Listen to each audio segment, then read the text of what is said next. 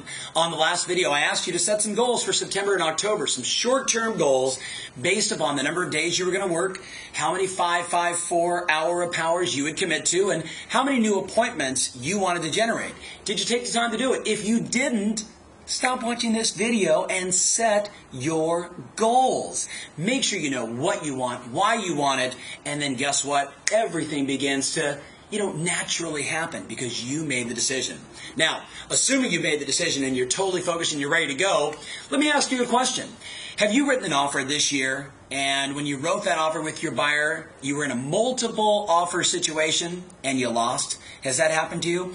If the answer is yes, what was your strategy immediately following that situation? Well, when I ask agents around the world that question, most people say drinking, alcohol. That's usually, depression. I'd like you to consider that that is one of the best opportunities today to find the next listing in your marketplace.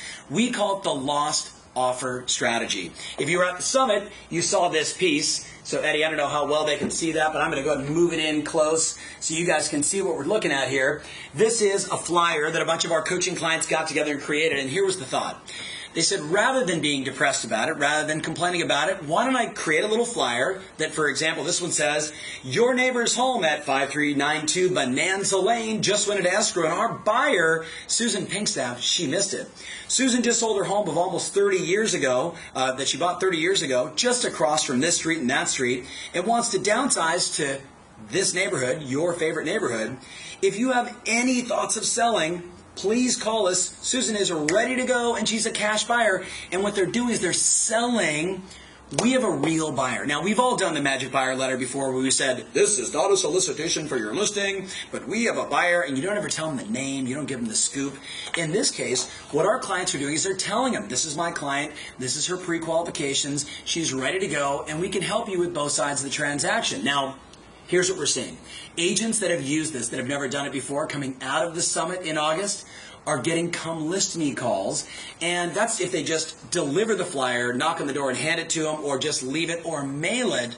But the ones that are knock, knock, knock, hi, my name is Tom Ferry, and I work for Banana Real Estate, and, we just wrote an offer for some of our clients on the Joneses property down the street. Did you hear that that sold with 5 offers on it? And, the client's going to say, no. Well, this is Michael and Steven. This is the buyer's 2 boys that I'm representing, and they desperately want to live in this community. They want to know, who do you know that wants to sell their home? Because see these great kids, they want to be here right away. Now, that kind of proactive marketing is what's getting listings today.